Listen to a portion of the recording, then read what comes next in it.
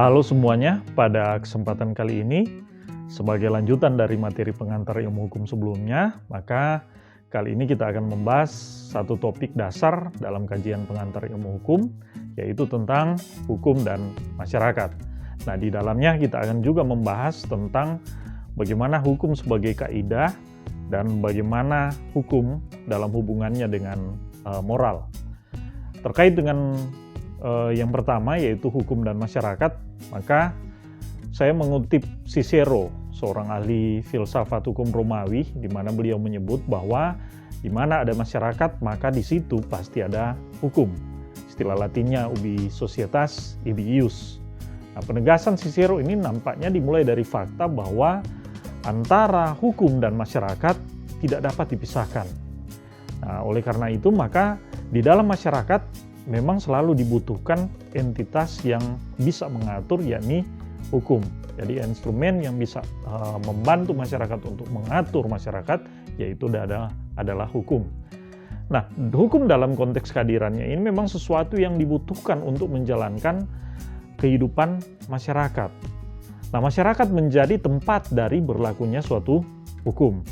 Nah, dalam konteks adanya hak individu maupun masyarakat, maka hukum pun ini sangat berperan dalam kehadirannya. Maka konteks yang demikian ini, hukum memiliki fungsi, yakni memberikan perlindungan terhadap apa yang dinamakan hak tadi, baik hak individu maupun hak masyarakat. Sementara di luar daripada itu, hukum juga ini sekaligus juga memberikan pembatasan terhadap pelaksanaan hak itu, agar tidak kemudian melanggar hak orang lain. Jadi sesungguhnya lewat hukum ini dijamin keberadaan hak, tetapi sekaligus juga lewat hukum ada pembatasan terhadap hak. Nah, Sacipto Raharjo beliau menyebut bahwa dalam kesejarahan manusia ini sesungguhnya meninggalkan jejak-jejak di mana manusia itu diikat oleh ikatan yang dibuat oleh manusia itu sendiri. Nah, sementara dalam waktu yang sama, manusia ini dikatakan juga sekaligus juga berusaha untuk melepaskan diri dari ikatan yang dibuat oleh manusia itu sendiri. Yaitu ketika dalam kondisi mana ketika ikatan itu sudah tidak cocok lagi. Jadi manusia ini membangun dan mematuhi hukum atau making the law, dan juga sekaligus juga merobohkan hukum atau breaking the law. Nah, demikian kira-kira kita sudah membahas bagian yang pertama, yaitu bagaimana hubungan antara hukum dan masyarakat. Nah, selanjutnya bagaimana hubungan yang berikutnya adalah terkait dengan hukum dalam konteks sebagai sebuah kaidah dalam masyarakat. Nah, hukum sebagai kaidah, maka kaidah ini sering diistilahkan juga sebagai norma. Kaidah sendiri itu dapat berarti sebagai sebuah aturan-aturan, sebagai aturan-aturan yang menjadi pedoman bagi segala tingkah laku manusia dalam pergaulan hidupnya.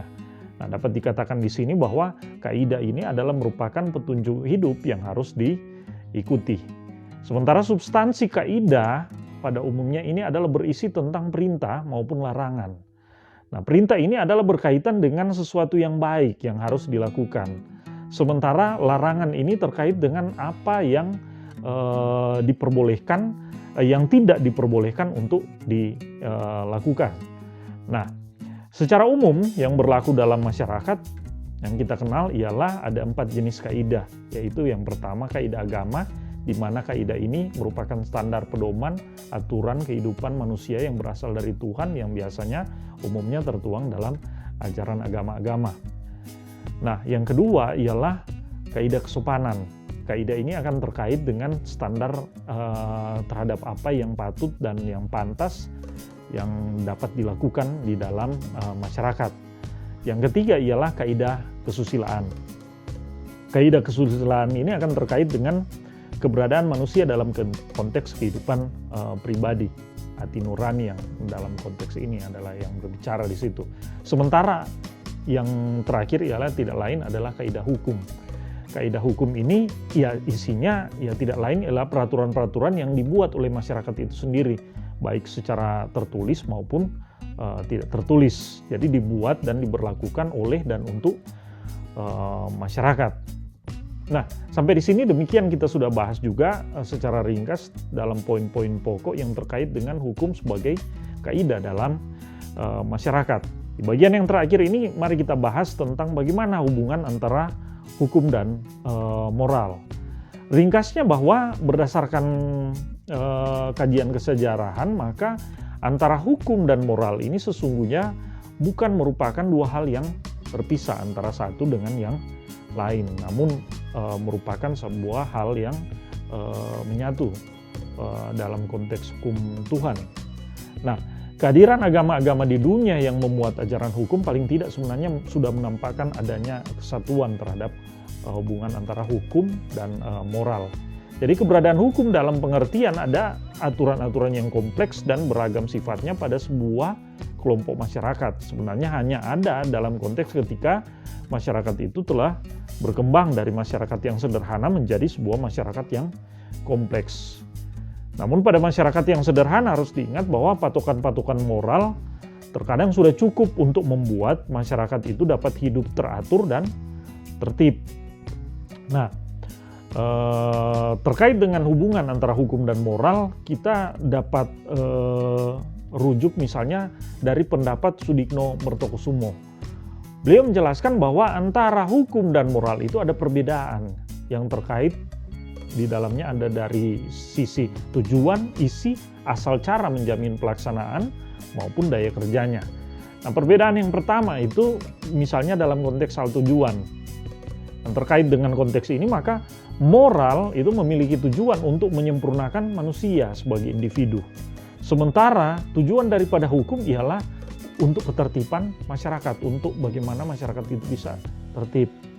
Nah, perbedaan yang kedua itu terletak pada konteks isi, di mana bila dijelaskan bahwa moral ini bertujuan untuk menyempurnakan manusia, berisi atau memberi perintah-perintah yang bersifat batiniah yang ditujukan kepada sikap lahir. Sementara hukum itu tidak dalam konteks demikian, tapi memberi peraturan bagi perilaku yang sifatnya lahiriah, yang nampak.